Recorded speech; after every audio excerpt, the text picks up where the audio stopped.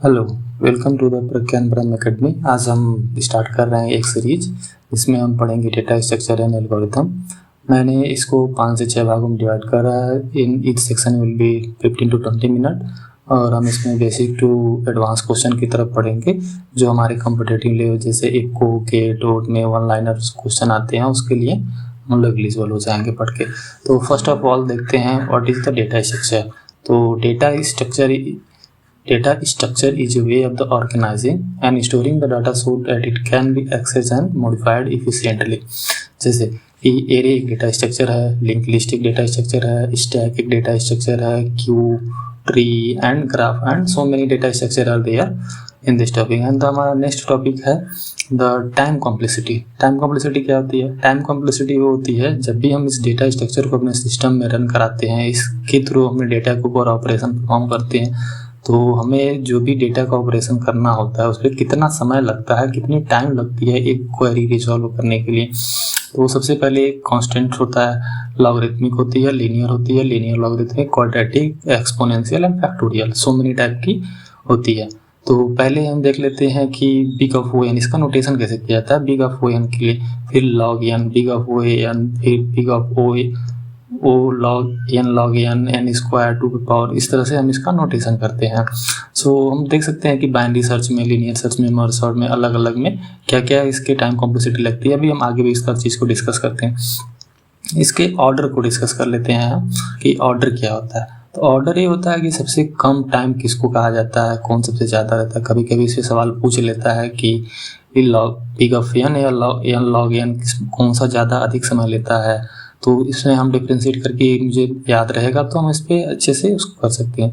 उससे पहले होता है बिग ऑफ 1, फिर बिग ऑफ लॉग एन, फिर बिग ऑफ एन, फिर big of N log N, फिर एन स्क्वायर, फिर टू की पावर एन, फिर बिग ऑफ फैक्टोरियल एन। अब एक एक करके डेटा स्ट्रक्चर पे बात करेंगे। सबसे पहले डेटा स्ट्रक्चर हमने एरे उठाया है। एरे क्यों? एरे ही सबसे आसान डेटा स्ट्रक्चर, सबसे मतलब एक कॉन्टिजियस मेमोरी लोकेशन होता है, किसमें एरे एक पार्ट वाइज करके एक कॉन्टिजियस में, इसमें नहीं होता है कि कुछ पार्ट ऑफ डेटा यहाँ पे है तो कुछ पार्ट ऑफ डेटा है, इसमें कॉन्टिजियस होता है कि लगातार ही चलता जाएगा। ठीक है, तो जैसे हमने एग्जांपल के लिए ले रखा है A5 जिसमें 5 एलिमेंट, इसकी साइज है 5, जिसमें हमने एलिमेंट रखा है 10, 20, 30, 40 एंड 50। और इंडेक्सिंग तो आप लोग जानते ही होंगे क्योंकि ये वन शॉट वीडियो है। 0 से इसकी इंडेक्सिंग स्टार्ट करते हैं। ठीक है, अब देख लेते हैं इसके एडवांटेजेस क्या है। एडवांटेजेस क्या है? फास्ट एक्सेस यूजिंग इंडेक्स है। जब भी हम एरे को एक्सेस करते हैं तो ये बहुत ही फास्ट तरीके से इंडेक्स के जरिए हमको वैल्यू निकाल के दे देता है। इजी ट्रेवर्सल, जब भी हम एरे के ऊपर ट्रेवर्सल करते हैं कि पहले एलिमेंट को, दूसरे एलिमेंट को, तीसरे एलिमेंट को फाइंड करना है, उसको निकालना है, उसको मॉडिफाई करना है, तो उसमें हमको आसानी से कर सकते हैं। डिसएडवांटेजेस क्या है कि ये फिक्स साइज का होता है कि जो भी हमारे एरे है कि जितना 10 एलिमेंट है तो 10 एलिमेंट रहेगा, हम उसको 20 एलिमेंट नहीं कर सकते हैं। और कुछ में ये थोड़ा सा कॉस्टली भी हो जाता है, जैसे इंसर्शन डिलीशन में इसकी हो जाती है। तो बात कर लेते हैं कि इसकी टाइम कॉम्प्लेक्सिटी क्या लगती है। जब भी हम एरे से एक्सेस करते हैं कुछ भी तो उसका बिग ऑफ 1 लगता है, सर्च में बिग ऑफ एन, इंसर्ट में बिग ऑफ एन, डिलीट में बिग ऑफ एन लगता है। ठीक है, अब एरे के ऊपर होने वाले ऑपरेशन को जैसे देख लेते हैं, जैसे सर्चिंग क्या होती है, सॉर्टिंग क्या होती है।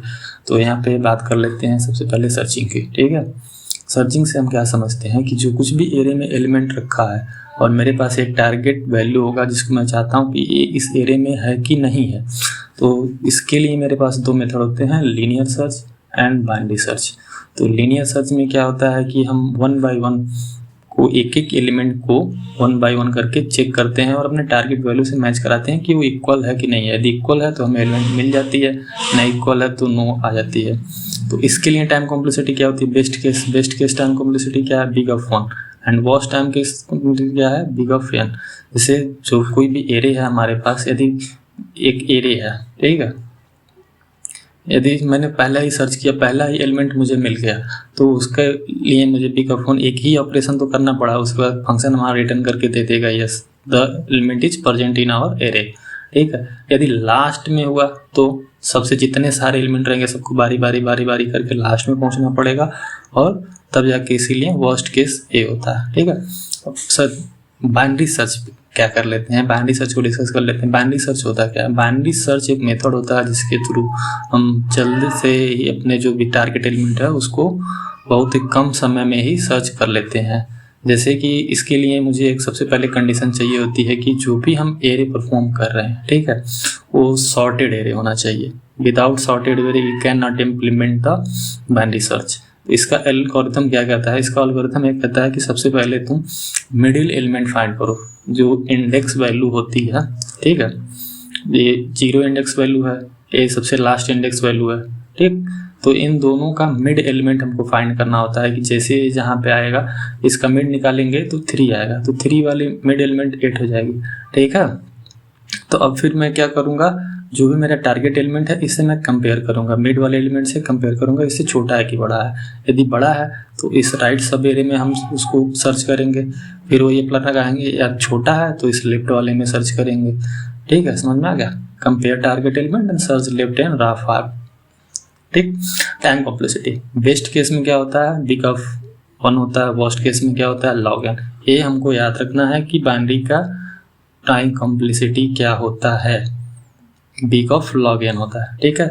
अब बात करते हैं इसके नेक्स्ट ऑपरेशन की, sorting of the algorithm. Array में हम सॉर्ट कैसे करते हैं? सॉर्टिंग का क्या मतलब होता है, जो कोई भी हमारे पास एरे है पड़ा है उसको हम सॉर्ट कैसे कर सकते हैं, ठीक। उसको इंक्रीजिंग या डिक्रीजिंग ऑर्डर में लगाना होता है। तो सबसे पहले मेरे पास क्या है, बबल सॉर्ट एक तरीका है, सिलेक्शन सॉर्ट, फिर इंसेंसर सॉर्ट, फिर मर्ज सॉर्ट, फिर क्विक सॉर्ट। ये 5 तरह की सॉर्टिंग, और भी बहुत सारी सॉर्टिंग के तरीके होते हैं, लेकिन यहाँ पे यही 5 का हम डिस्कस करेंगे। तो सबसे पहले देख लेते हैं कि बबल सॉर्ट में क्या होता है। बबल सॉर्ट में क्या कहता है, repeatedly sort the adjacent element, ठीक है। जो हम एलिमेंट होते हैं 1 by 1 को उसमें कंपेयर करते हैं, कौन छोटा कौन बड़ा, छोटे वाले को पहले बाद वाले को फिर से उसमें कंपेयर करते जाते हैं, और उसको इस तरह से सबसे पहले इसमें एलिमेंट सबसे बड़ा वाला, लास्ट में सबसे बड़ा वाला सॉर्ट होगा, फिर उसके बाद उससे छोटा, फिर उसके बाद उससे छोटा। तो हमें ध्यान देना है कि इसमें ऑर्डर क्या मेंटेन हो रहा है, कि सबसे लास्ट में बड़ा एलिमेंट ही जाता है सबसे पहले फर्स्ट ऑपरेशन में, ठीक है। तो वो इसके लिए बेस्ट केस क्या है, big of n, average case क्या है, n स्क्वायर, वर्स्ट केस क्या है, n स्क्वायर। क्या ये स्टेबल है? हाँ स्टेबल है। इन प्लेस है? हाँ इन प्लेस है, ठीक है। अब बात कर लेते हैं सिलेक्शन सॉर्ट की। सिलेक्शन सॉर्ट में क्या कहते हैं, सिलेक्शन से नाम है ये सिलेक्ट करना है। Find the minimum element and place it at the beginning. जो भी मेरा एरे है उसके पहले इंडेक्स के लेकर करेंगे, सारे को कंपेयर करेंगे, फिर उसके बाद से जो छोटा एलिमेंट सबसे मिलेगा उसको हम क्या करेंगे, सबसे पहले ला करके प्लेस कर देंगे। जैसे यहाँ हम देख सकते हैं इसमें सबसे छोटा एलिमेंट हमको मिलेगा 11 को सबसे पहले हमने यहाँ पे ला के प्लेस कर दिया। फिर हम इस एरे जो एक स्टेप के बाद फिर हम देखेंगे सबसे छोटा कौन है इनमें, तो 12 मिलेगा। फिर 12 को हमने उसके बाद रख दिया। तो इस तरह से करके सेलेक्ट करके सिलेक्शन सॉर्ट किया जाता है, ठीक है। तो इसका बेस्ट केस क्या होता है, n स्क्वायर, क्योंकि हमें बार बार उसमें 2 बार ही ऑपरेशन करने पड़ते हैं, इसलिए इसमें n स्क्वायर लगता है। एवरेज केस क्या है, n स्क्वायर। वर्स्ट केस भी सारी चीज़ इसमें n स्क्वायर है। बेस्ट, एवरेज और वर्स्ट केस। स्टेबल है? नहीं, ये स्टेबल नहीं है। इन प्लेस है? हाँ यस इन प्लेस है, ठीक है। इंसर्शन सॉर्ट से ही पता चलता है कि इंसर्ट करनी पड़ेगी। Insert each element into the correct position, ठीक। इसमें हम क्या करते हैं, हर एक एलिमेंट को उसके पोजीशन के वाइज से हम उसको उसके पोजीशन में पहुंचाते हैं, ठीक है। जैसे इसका बेस्ट टाइम कॉम्प्लेक्सिटी देख लेते हैं, big of n, average case big of n square, worst case big of n square. Stable है? हाँ स्टेबल है। इन प्लेस है? हाँ इन प्लेस है, ठीक है। अब मर्ज सॉर्ट, सबसे ज़्यादा ध्यान देना है हमको मर्ज सॉर्ट में। मर्ज सॉर्ट क्या कहता है, मर्ज सॉर्ट ये कहता है डिवाइड एंड कॉनकोर एल्गोरिथम, बांटो और रूल करो, ठीक है। ये वाली रूल इस पे लगती है कि सबसे पहले हम क्या करते हैं, एग्जांपल से देख लेते हैं। जैसे मेरे पास एक एरे है 38, 27, 43, 3। तो इस एरे को मेरी जो मर्ज सॉर्ट के एल्गोरिथम वो क्या करेगी, पहले इनको बराबर बराबर 2 सब एरे में डिवाइड करेगी, फिर उसको भी फिर छोटे छोटे टुकड़ों में डिवाइड करेगी। जैसे 38, 27 और 43, 3। फिर अगेन 43, 3 और 38, 27, ऐसे ये डिवाइड करके चलेगी। अब नेक्स्ट स्टेप होगा उसमें क्या करेगी, ये सॉर्ट करेगी उनको,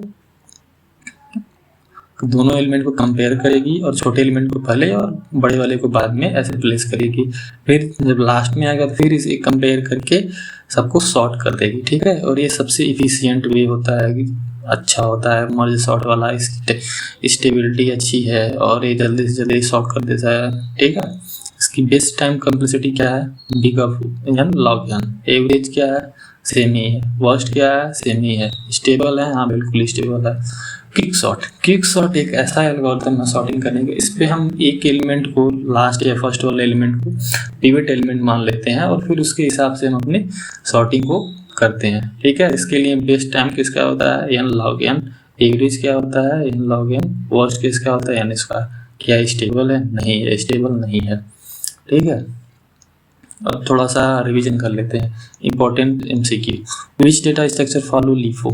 ये भी हम आगे पढ़ेंगे लेकिन आ गया तो हमको बता देते हैं। लिफो का मतलब क्या होता है, लास्ट इन फर्स्ट आउट, ठीक है। तो स्टैक में होता है, स्टैक डेटा स्ट्रक्चर में होता है कि जो भी इनपुट पहले लास्ट में आती है वो सबसे पहले निकलती है, क्योंकि उसमें से एक ही एंट्री होता है और एक ही एग्जिट होती है। ऐसे कुछ डेटा स्ट्रक्चर होता है, जैसे कोई लास्ट एलिमेंट आएगा तो सबसे पहले इसी एलिमेंट को हम लोग निकाल सकते हैं, ठीक। Which searching algorithm require sorted data, binary search, अभी मैंने आपको बताया था। फास्टेस्ट एवरेज सॉर्टिंग एल्गोरिथम कौन है, क्विक सॉर्ट। नाम ही क्विक है तो सबसे फास्ट वही करता है। Which sorting algorithm is stable, कौन सी एल्गोरिथम स्टेबल है, merge sort. Time complexity of binary search, log N. Array क्या होता है, कॉन्टिजियस होता है। एरे का जो भी लीनियर सर्च के लिए, बाइनरी सर्च के लिए टाइम कॉम्प्लेक्सिटी क्या लगती है, सारी चीजें दे रखी है ऊपर। मैं नोट्स आपको प्रोवाइड कर दूंगा, ठीक है। अब आते हैं प्रैक्टिस क्वेश्चन पे। Explain the difference between linear search and binary search. Linear search और बाइनरी सर्च में क्या डिफरेंस है। लीनियर सर्च में क्या होता है कि वे वन बाय वन करके एलिमेंट को ट्रेवर्स करके हमारे फाइनल एलिमेंट को फाइंड करता है, और बाइनरी सर्च में क्या करता है कि ये पहले मिड एलिमेंट निकालता है, फिर उसके राइट है लेफ्ट हैंड सब एरे में, फिर उस एलिमेंट को ढूंढने की कोशिश करता है। और इसकी टाइम कॉम्प्लेक्सिटी बहुत कम होती है as compare to linear search. Binary search faster than linear search क्यों होती है, क्योंकि हम उसमें बहुत सारे एलिमेंट को नहीं देखते हैं। फिर उसमें जैसे एक बुक होती है वो नंबर वाइज सिस्टम होता है, हमको निकालना है 82। मैंने रैंडम किसी पेज को खोला, देखा 50 है तो 50 आने के बाद नहीं 70, 50 से बड़ा है तो उसके आगे उसके पीछे नहीं जाएंगे, ठीक। Compare the bubble sort, merge sort and quick sort. Bubble sort में क्या होता है कि ईच एलिमेंट को करते हैं, ईच एलिमेंट को कंपेयर करके छोटे वाले को पहले करते आते हैं और सबसे बड़ा वाला एलिमेंट सबसे लास्ट में जाता है। मर्ज सॉर्ट का याद ही होगा, मैंने बताया था डिवाइड एंड कॉन्कर रूल, ठीक है। क्विक सॉर्ट में क्या करते हैं, पिवट एलिमेंट का यूज करते हैं, ठीक। तो what is the difference between the best case and worst case. Best case क्या होता है, वर्स्ट केस। बेस्ट केस वो केस होता है कि कितना जल्दी से जल्दी मुझे वो एलिमेंट जब भी हम सर्च कर रहे हैं या ढूंढ रहे हैं अपने एरे में तो सबसे पहले मुझे। वर्स्ट केस होता है कितना टाइम बाद मिल रहा है, ठीक। Why are the array are the contiguous data structure. Why array contiguous data structure क्यों कहा जाता है, क्योंकि वह कॉन्टिजियस मेमोरी एलोकेशन उसको बोलती है, वो इसीलिए उसको कहता है। ये यहाँ पे होता है हमारा एक पार्ट कंप्लीट, और नेक्स्ट पार्ट के लिए आप लोग इस चैनल को सब्सक्राइब कर लें और फिर जल्द मिलते हैं नेक्स्ट पार्ट के साथ।